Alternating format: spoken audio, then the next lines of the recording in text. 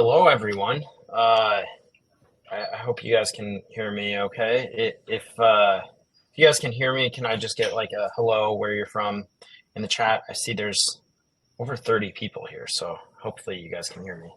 Um, but yeah, today we have another exciting Workies webinar with our partner Nexa. Today we're going to be talking about mastering your calendar. And so, yeah, I'll give it a second for people to funnel in here. And I want to make sure you guys can hear us okay. So let's just see some. Awesome. All right. So today we have David Lord from Nexa, and we're gonna. I'll give him a second to introduce himself in a few slides, but he's an awesome speaker. Nexa is a great partner of ours. And then I'm Wes. I'm the host from Workies, the moderator. I'm sure a few of you guys have been in my webinars before. High level agenda to go over, just so you guys know what to expect today. The first thing, I'm going to ask David to introduce himself and tell us about his story. The next topic, we'll get into like why mastering your calendar and why mastering your schedule is so important. We'll give you some tips to convert more jobs and optimize your calendar. We'll jump into Q&A, and then lastly, we have some final words. Again, so the Q&A part will be at the end, but if you want to ask questions throughout, we can definitely accommodate. I'll be monitoring the chat, and I know there's a few people from Nexa too that they can feel free to jump in as well and help out in the chat. So here we go. Without further ado, David, tell us about yourself. Tell us who you are, your story. Absolutely. Thanks, Wes. Well, thanks for having me, and nice to be here. As you said, I'm David Lord. I'm based in Park City, Utah. Originally from New York. I love the mountains, the outdoors. Grew up in Vermont mostly, and then found my way out to Utah. And I love the outdoors. I've got a couple kids, grown up now almost, and one in college, one leaving for college, and so really. My hobby, probably outside of being outside, is work, right? And so prior to joining Nexa, I joined Nexa in 2022, the end of the year. And I'll get into a little bit of our story, but not too much of it. Prior to that, I ran credit.com, which was a direct-to-consumer marketplace selling credit products, but it was direct marketing and sales with a large call center. So very much trying to generate demand, optimize marketing.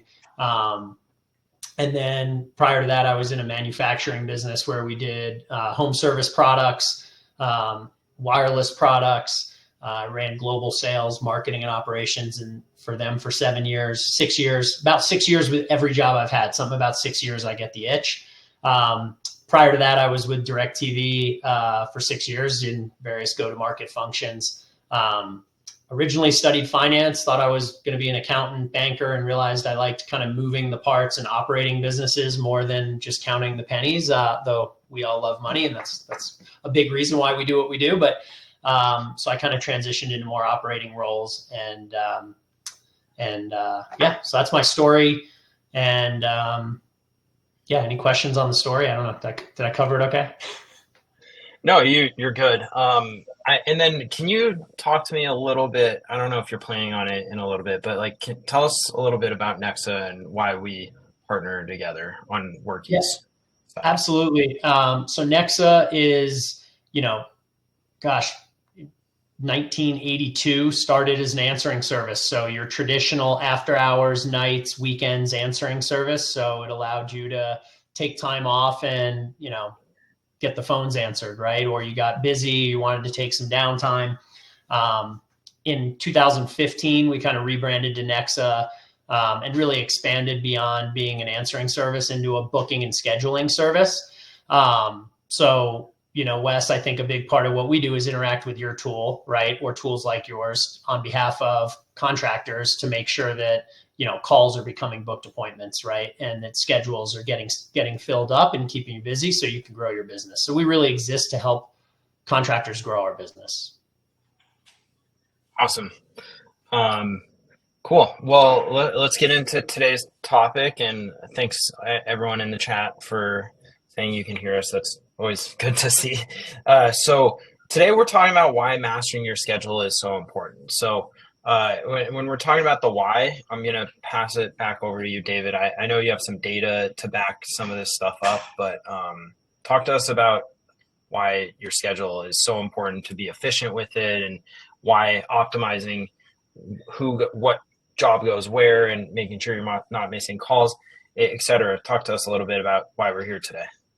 Yeah, absolutely. Right. I mean, I think if you want to grow your business and you want to be profitable, right, you have obviously a finite amount of time, and keeping that time revenue generating is critical. So if you have two technicians, or you have 20 technicians, if 2 are sitting around or 20 are sitting around, that downtime is lost revenue. Now you're going to have downtime for training. You're going to need to use the downtime, efficiently, but the idea is to keep people busy. Productive people are normally happy people. They're making money. You're making money. So filling your schedule and keeping those boards full is really critical. I think obviously also matching the job type to the technician is critical. And really leveraging data to do that. And that's kind of the exciting part, I think, in business in general, is we generate a lot of data. So there's the two sides of the people side of what you do, which is, to me, really exciting, like working with people, helping people get better, right? Helping them earn a good wage. You do that by keeping them busy. And then there's the data side, right? And so I'm a very data-driven person. I think I would behoove everybody on this call, if you're not leveraging data in your day-to-day business, like, you need to start. Especially most contractors have a goal of exiting, right, to either a PE firm or to a roll-up. It's been, obviously, as you know, Wes, it's been a big part of our business over the last several years. And, having your data lined up and being able to speak to it is critical when you get to those stages. So you don't want to wait till then to start looking at the data. And a big part of that is your schedule, right? Obviously we come from the standpoint of the call side of the business, or the engagement side of the business, omni-channel. I think we'll talk about that a little later on. But, if you look at, you have a website, right? Everybody's home for their business is probably a website.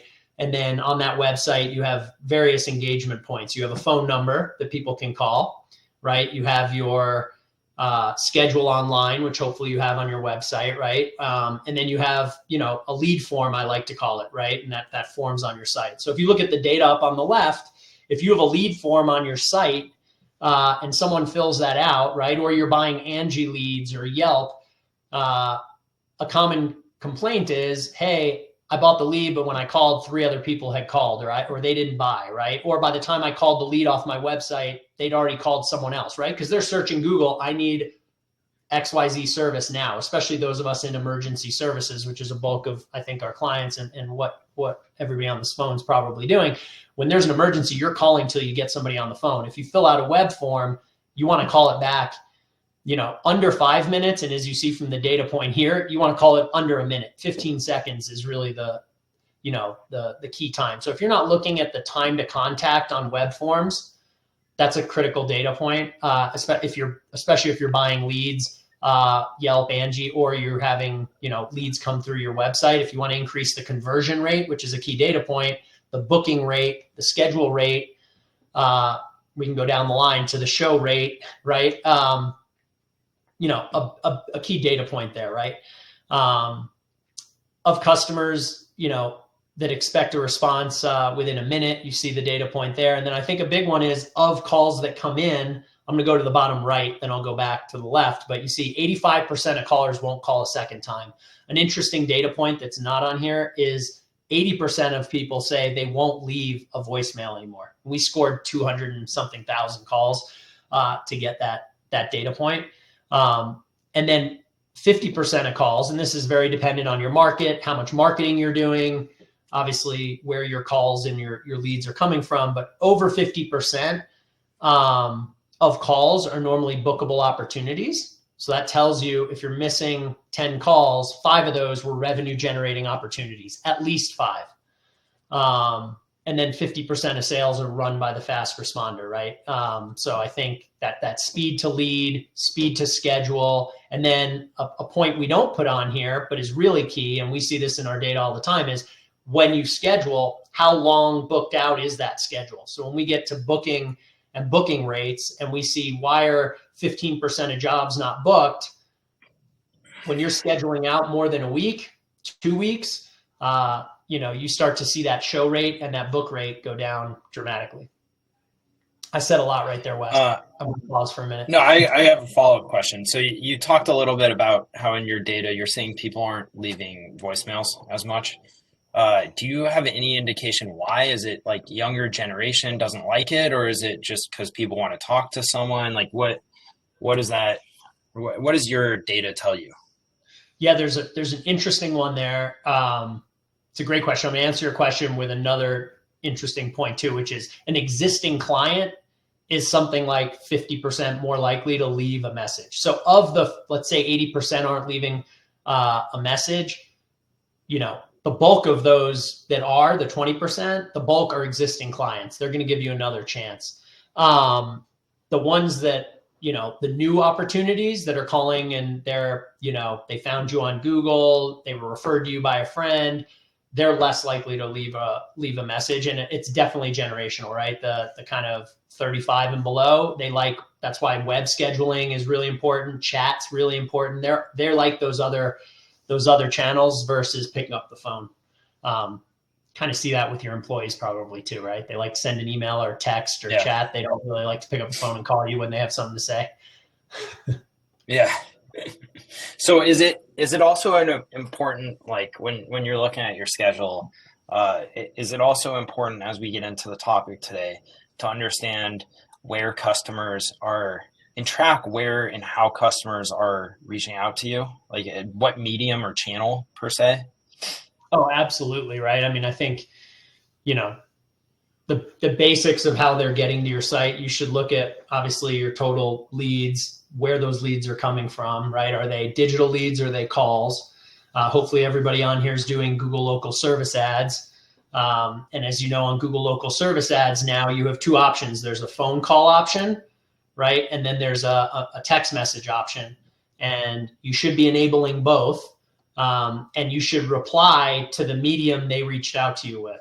So if somebody calls you, you want your response rate to be over 80%. So you need to answer over 80% to get the best ranking with Google. If someone reaches out to you on messaging, and we hear about this all the time when we talk to our marketing partners and our clients, a lot of people reach out via message on Google local service ads, and then the contractor's calling them back, which is great that they're getting in touch with them, but Google doesn't recognize that call. They think it's a message. So if you get a message, if you're doing Google local service ads, something you can change after this call, a little value, reply with a message. And that message can be, I'm going to call you right now from this number. I'm going to call you, but make sure you reply to that message, because that way Google will see that message reply as an action, and they'll give you credit for it in boosting your rankings. Yeah, and I appreciate that. I think as we move on to like the next topic, it's just important to, put this in full circle here. The reason why we're talking about like response rates and engaging with your leads so quickly is because it does play into filling up the calendar, like 100%. And it does play into what we're calling mastering the calendar today. So there is a big topic that will be, there is a big focal point that is like making sure you're handling your leads correctly. Yeah, I mean, I think ultimately, if you're spending marketing dollars to build your calendar, to build your business, and that lead, return on ad spend is everything. So making an ROI on that investment is really how you maximizing your calendar optimization is going to maximize your revenue and your return on your ad spend. Definitely. All right. So so as we introduce the idea, the first topic I guess we're going through today is what we're calling leveraging data to understand customer needs and improve operational efficiency.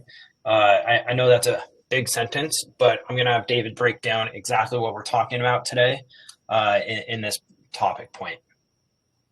So yeah, thanks, Wes. I think on the top bullet is a big one for us, which is, and I think you asked it, right? The new generations, they don't want to necessarily call, though I'm showing some data on the right. We'll talk about in a minute.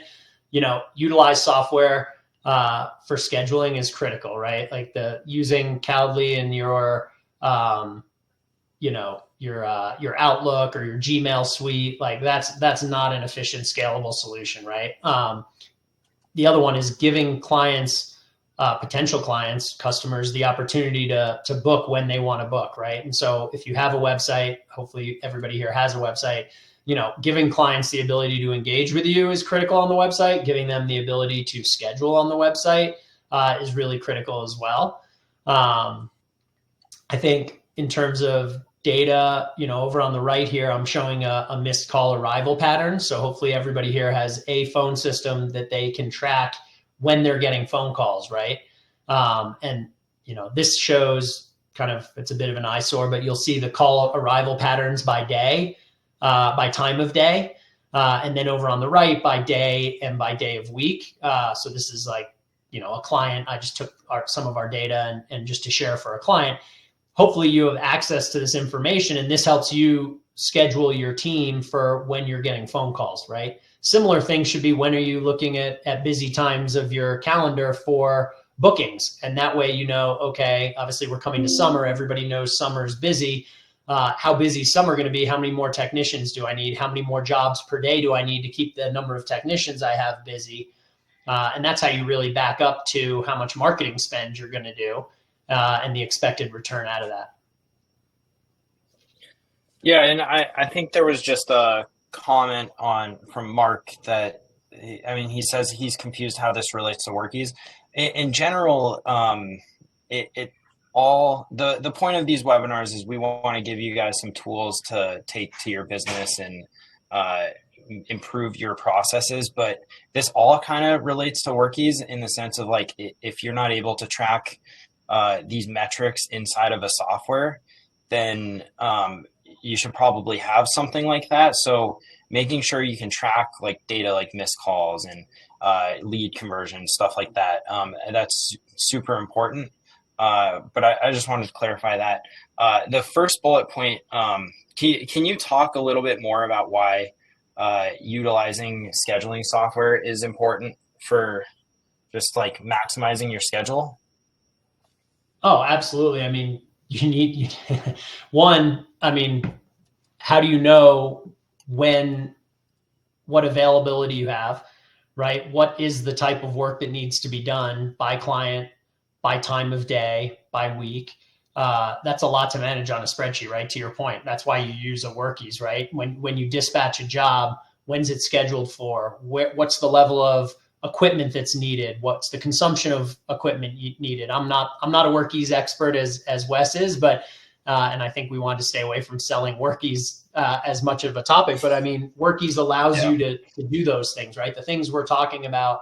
My team, when they answer a phone call for a client, they're going to log into workies, right? And they're going to book the job in workies. It's done. It's booked. It's visible to the owner. It's visible to the technician. And now it's a booked appointment, right? So that's kind of the full funnel of taking a call. It used to be we would take a call and we'd send a message, and then somebody on the contractor side would go and have to go log into a tool and book the appointment, right? Now it's moved to take that call, book the appointment in workies, and now it's a done job, move on to the next one. Yep. Okay, so I think this is a good segue into the second topic point, which is attracting, capturing, and converting the customers you want. This is really important, especially to make sure you're booking jobs that fit on either like where the schedule is going, like location wise, technician. So I'm going to have David talk about how you can attract the customers you want and make sure you're converting them.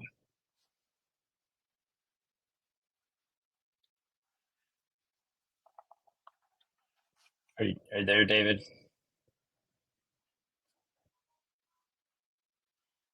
I don't know if we're having some issues on the audio right now. Give us a second.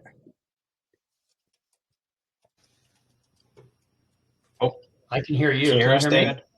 Yeah, I got you. Okay. Can you hear me? I think you froze for a second, but no worries. I can hear you now.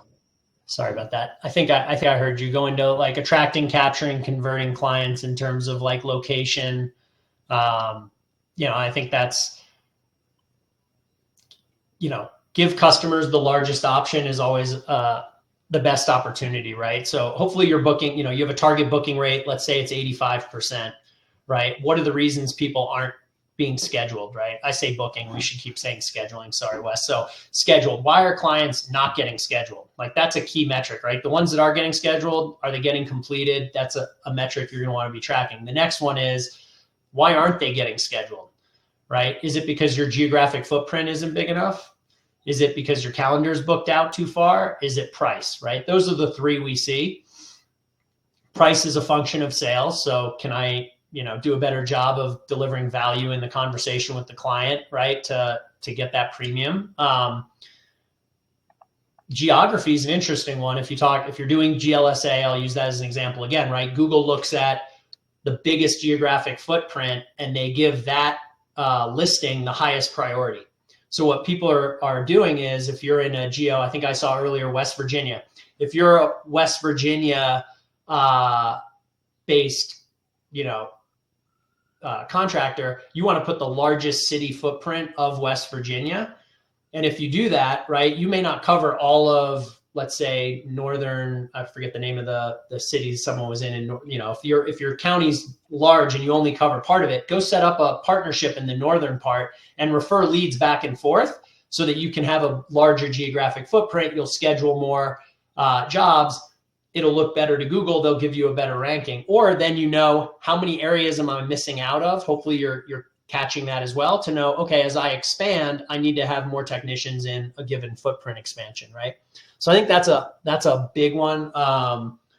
Prompt service over price. I think we kind of, that's the same thing, right? It's like emergency services are going to help you drive a higher price point. They're obviously harder to work because they're after hours in a lot of cases, nights, weekends, holidays, but that's a great revenue driving opportunity. And then, obviously a selfless plug, it doesn't have to be Nexa, but obviously making sure again that you're answering the calls 24/7, 365, at least getting the calls in.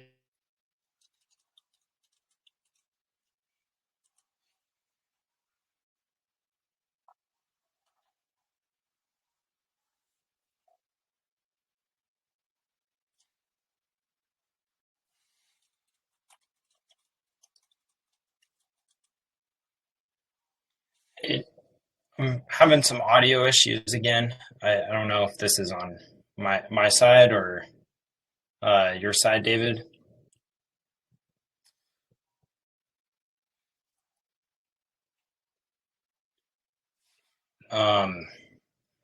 While this is paused, I think I want to talk about this first bullet point here. So giving your customers options on. Oh, are you back, David? I'm here. I can hear you the whole time. I'm sorry about that, everybody. I don't know if what's going on. Okay, so yeah, I think it's people are saying your screen is frozen. I think I see some of the comments about the webinar topics. I want to address that real quickly. So the first bullet point here, and we'll definitely take that feedback into consideration, but the first bullet point here, giving your customers options. I think this is something that if you want to make your schedule more flexible in Workies, we see a lot of our customers allow as many bookings as possible, even if it is double, triple bookings, just so that they can take in the customer data and then reach out to the customer and say, like, hey, this time doesn't work for you, but what about 11 a.m. instead of 10 a.m.? Stuff like that. We do see that a lot, David. I don't know if you kind of feel the same way on like the double bookings piece, but I'd be curious for your thoughts there. Yeah, I think I caught that. It was a little broken up there, but are you saying double bookings versus not having double bookings? Yeah, I'm just talking about like making your calendar as flexible as possible, really, at the end of the day. So I think that's kind of like the topic point. Like some people like to show their actual availability. Some people like to show as much availability as possible, even if they are not available, just to collect customer data at the end of the day. Yeah, I mean, I go back to a marketer at heart. You want the largest funnel. So you want to double book, as open a schedule as you can do. And then as time, especially as you book out further, because people are going to cancel and you're going to have time open up, right? So it's almost like airline seating. You double book, you overbook, and then as time gets tight, hey, we got a little busy, we had something come up, can we address? And that's where the dispatcher, having a really solid dispatcher, comes into play, right? I think can you guys hear me? Or am I broken up again? Yeah. You got me. So yeah, I totally agree with you. I think especially as you get a lot farther out in your calendar, because again, you're going to lose deals if you book them too far out. So double book sooner, and then try to figure out, how to manage and plan for some shrinkage as you have cancels. I think that's also how, somebody wise once said, if you want more sales, hire more salespeople. If you want to get more work done, hire more technicians. Yeah. Okay, so the third topic today is just integrating and automating. And I know we're getting a lot of questions about just different products or different features that Workies has, or you guys want to see some stuff. I'll take that feedback, and we'll have a session. One of the upcoming webinars, we'll make sure we do a session where you guys can just ask questions about Workies, and we can help you guys do that kind of stuff. But getting into third topic today, it's all about integrating and automating your business. So making sure those tasks that you're spending a lot of time doing can be automated. So making sure you're not repeating the manual tasks nonstop. I'm going to pass it back to David to talk about this. And then after this, we'll jump into Q&A. So I'll try to answer some of these questions that are coming in. But feel free to start asking the questions. All right, David, take it away. Yeah, I think a great use of time for anybody is to sit down and say, what am I doing today that could be automated? How could I automate this? How could I do it simpler, right? Email reminders, email messages, booking confirmations, automated text messages, reminders, right? Especially if you're booking out, like schedule reminders. So hopefully there's various tools to do that. And I think again, the scheduling integration with your CRM or one tool that manages it is critical, because you don't want to be, managing two calendars, right? That's inefficient. If you're not task reminders, are people going to remember where they're supposed to be in the morning? You have job boards, but if they're not coming into an office, how are they getting notified? What reminders are they scheduled? Are they getting? What any specifics around a client that you're going to visit are obviously hugely important as well. Because again, if you roll a truck and everybody's experienced this, you get there and they're not home, or they thought the appointment was tomorrow, the decision maker isn't there. A no-show, no call after you roll a truck is $200 out of your pocket minimum, plus the opportunity cost of another job, right? So I think it's really important that we look at, I'm not saying to be an early adopter. AI is really new. There's going to be some game-changing things coming from AI. You're already seeing it.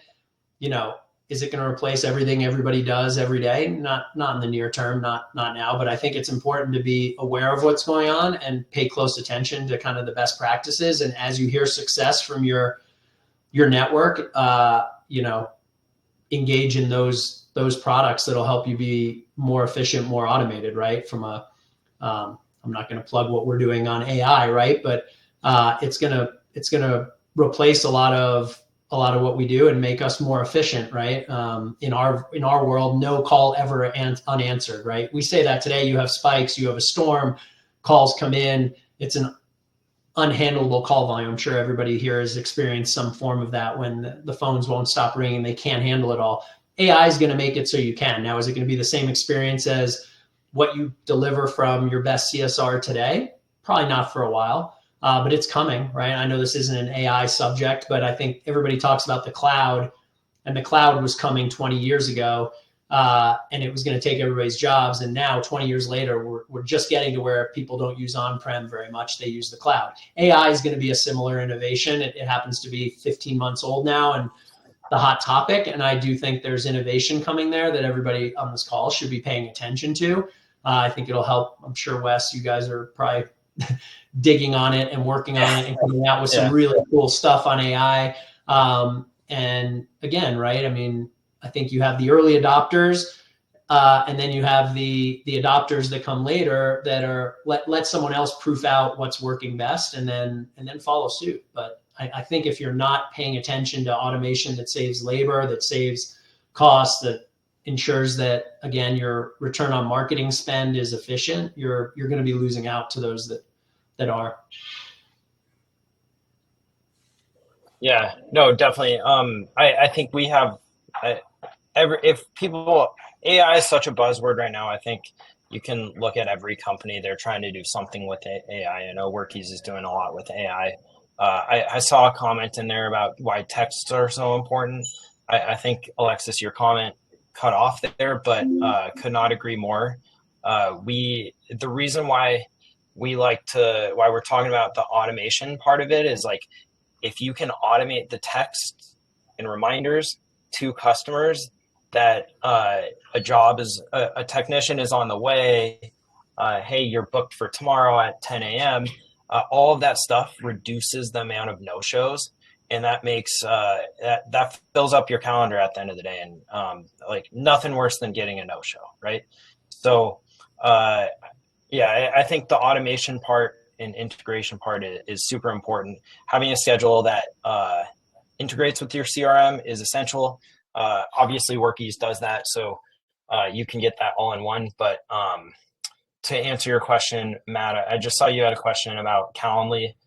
We do not integrate with Calendly, but we have an online booking tool that is basically your Calendly version. So that is what you would put on your website, and it integrates with your calendar, shows your availability, etc. Is there anything else you want to touch on before we move on after like automation and integration piece, David? I mean, I think you nailed it, right?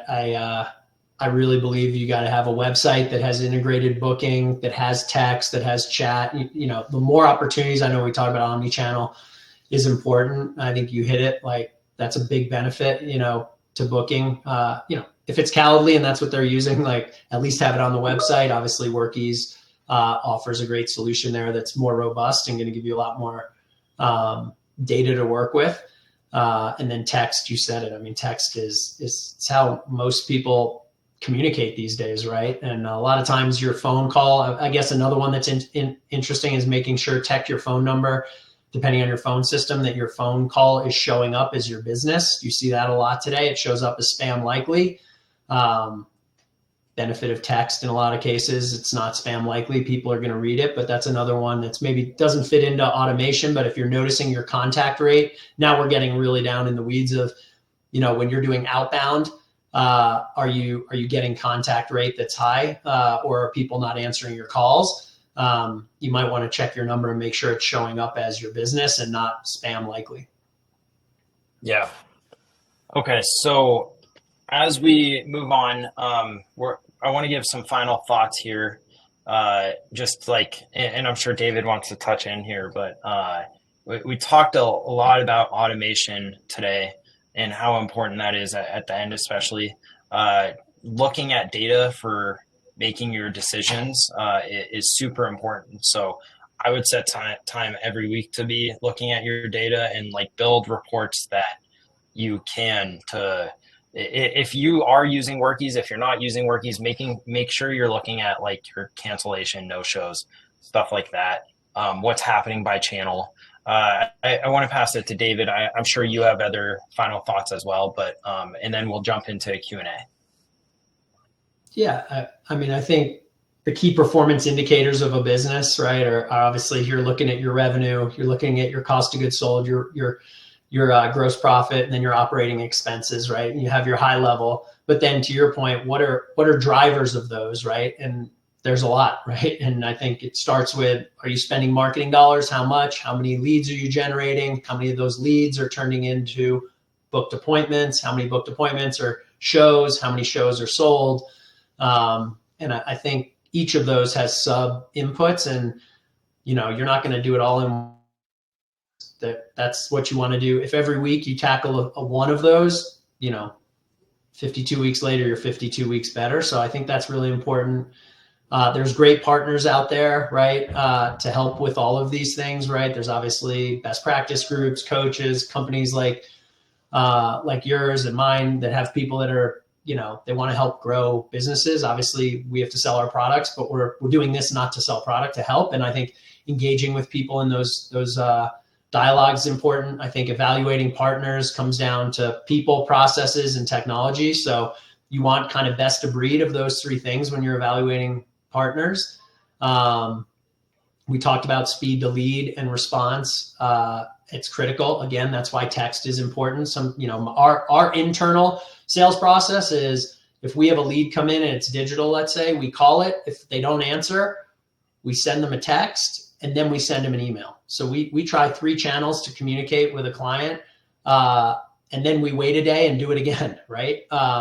So just calling once and they didn't answer, or it went to voicemail, same thing. They're not going to call you back if you leave a voicemail. You might as well call again. And then, we talked, the last bullet here is omni-channel. You said it, like, just if you have a website and you don't have scheduling and you don't have data capture, like, get that on there ASAP, because new generations are communicating in different ways, and you want the widest funnel for people to get in touch with you. Yeah, no, that's great. And as we jump into the Q&A, and Jennifer, you asked, like, what is an online booking tool? I'll handle that. What is the online booking tool? I'll handle that pretty quickly. We have at Workies, it basically gives you the ability to accept jobs and leads from your website. You can also put this on your Facebook page, wherever you are advertising yourself, social media stuff. So you can collect jobs on your website, basically. And then the nice thing about what Nexa does is they can, as a partner of ours, they will also they'll answer your phone calls when you set. I mean, I'm sure David could talk about it, but like in whatever cadence you want. So if you want after hours answering, if you want all the calls answering, and they will book jobs directly into Workies. So we're really here to try to get you more booked jobs and reduce the amount of missed opportunities. I don't know how to say your name, so my apologies, Lior. I hope I did that the best I could.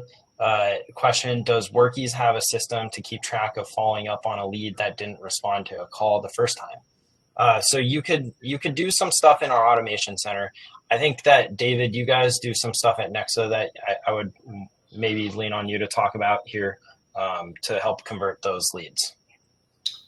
Yeah, absolutely. I think the lead call disposition, outbound contact rate, that's normally going to be more a call center, a phone system mixed with your CRM. So it's probably a hybrid. Obviously, we use a Twilio Flex system that we've built a custom API onto, getting a little technical, and it pretty much will take a lead, load it into our dialer, dial it, and then it'll either disposition it. So if it gets in touch with a client, great. If it doesn't, it reloads it back in to call again in 5 minutes. And then if it doesn't, then it sends a text to the client.